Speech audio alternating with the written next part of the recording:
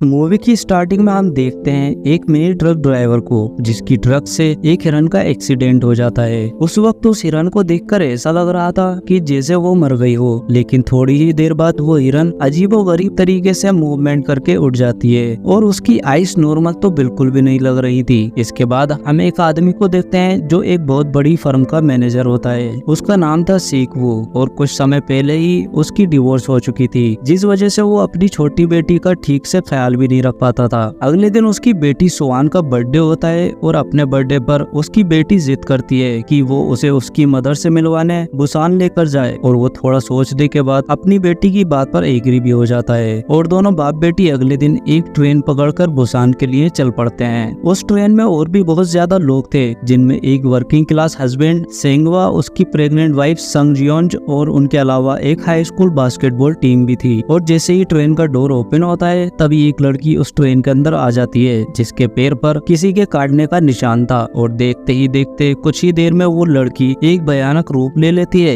यानी वो ज़ॉम्बी में बदल गई थी। और ज़ॉम्बी बनते ही वो लड़की ट्रेन की एक अटेंडेंट को काट लेती है। उसके काटते ही वो अटेंडेंट भी ज़ॉम्बी में बदल जाती है और बाकी के पैसेंजर्स पर ये दोनों ज़ॉम्बी हमला कर देते हैं। और ऐसा होते ही ये वायरस बहुत तेजी से उस ट्रेन में फैलने लगता है, जिसकी वजह से बहुत से लोग इसकी लपेट में आ जाते हैं। इस ट्रेन में ट्रेवल करने वाले कुछ पैसेंजर्स ट्रेन के उस बॉक्स को जहां पर ये इन्फेक्शन फैला था उसे छोड़कर किसी दूसरे बॉक्स में चले जाते हैं और जिस बॉक्स में वो जाते हैं वहां पर ये ज़ॉम्बी इन्फेक्शन अभी तक नहीं आया था। ट्रेन की न्यूज में ब्रॉडकास्ट में बताया जाता है कि ये ज़ॉम्बी इन्फेक्शन न सिर्फ उस ट्रेन में है बल्कि पूरी कंट्री में फैल चुका है और मैक्सिमम लोग इसकी लपेट में आ चुके हैं। और ट्रेन में बैठे सभी लोगों को लगता है कि शायद अगले स्टेशन पर उनको रेस्क्यू करके बचा लिया जाएगा। और जब ये ट्रेन दूसरे स्टेशन पर जाकर रुकती है तो सारे पैसेंजर सिटी की तरफ भागते हैं, लेकिन बाहर निकलकर वो अपने इर्द गिर्द देखते हैं कि यहाँ तो पहले ही वो ज़ॉम्बी इन्फेक्शन बुरी तरह फैला हुआ है, जिसकी वजह से वो अपनी जान बचाकर वापस से ट्रेन की तरफ भागते हैं। ट्रेन में बैठने की भगदड़ में ये लोग अलग अलग डिब्बों में बैठ जाते हैं और तब ट्रेन का कंडक्टर इस ट्रेन को बुसान की तरफ ले जाने का सोचता है, क्योंकि उसे रिपोर्ट मिली थी कि चंद बच्चे कुछ शहरों में, वो बुसान भी एक शहर है जहाँ अभी तक ये इन्फेक्शन एंटर नहीं हो सका है। जिसके बाद ट्रेन बुसान जाने के लिए स्टार्ट हो जाती है और बाहर सीक वो, सेंगवा और मिंग योंगुक ज़ॉम्बीज से लड़ते हुए ट्रेन में चढ़ जाते हैं और ये तीनों लोग मिलकर ट्रेन के अगले डिब्बे में जाने का फैसला करते हैं, क्योंकि सीकवो की बेटी और सेंगवा की वाइफ अगले डिब्बे में होती हैं।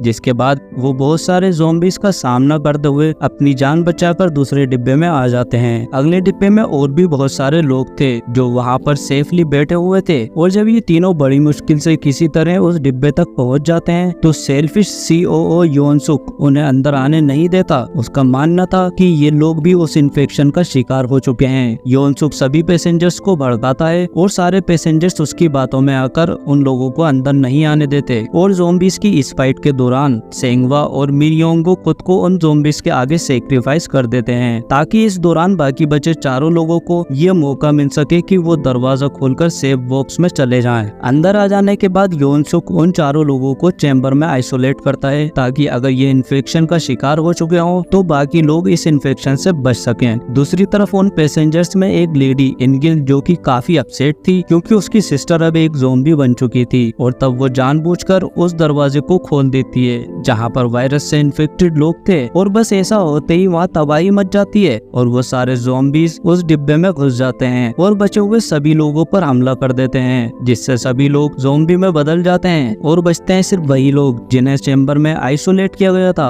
और वो थे सीकवू, सुवान, सियोंग और संग जियोंज। इनके अलावा सीओओ योनसुक और एक ट्रेन अटेंडेंट खुद को बाथरूम में बंद करके अपनी जान बचा लेते हैं। फिर आगे हम देखते हैं कि इस ट्रेन का रास्ता ब्लॉक हो चुका था, जिसकी वजह ये थी कि आगे पटरियों पर एक्सीडेंट होने से पटरी ब्लॉक हो रखी थी। और जैसे ही वो ट्रेन रुकती है तो बचे हुए पैसेंजर्स किसी दूसरी ट्रेन की तलाश में निकल पड़ते हैं और इसी तलाश में वो सब एक दूसरे से बिछड़ जाते हैं। जिसके बाद ट्रेन अटेंडेंट एक इंजन स्टार्ट करके वहाँ से जाने लगता है और जब वो सीओओ को ज़ॉम्बीज से भागते हुए देखता है तो वो उसे बचाने के लिए जाता है, लेकिन खुदगर्ज सीओओ तो अपनी जान बचाने के लिए ट्रेन अटेंडेंट को ही उन ज़ॉम्बीज की तरफ धक्का दे देता है, जिससे वो अटेंडेंट भी एक ज़ॉम्बी बन जाता है और वो सेल्फिश सीओओ इस तरह से बच जाता है। अब यहाँ पर योनसुक वैसे तो बच गया था, लेकिन भागते हुए वो गिर जाता है, जिस वजह से उसे एक ज़ॉम्बी ने काट लिया था और डेफिनेटली वो खुद भी एक ज़ॉम्बी बन चुका था। जिसके बाद हम देखते हैं कि अब 3 ही लोग बचे थे और वो थे सीगवू, स्वान और संगजियोंज, और वो तीनों उसी इंजन पर चढ़ जाते हैं जिस पर वो ज़ॉम्बी योनसुक था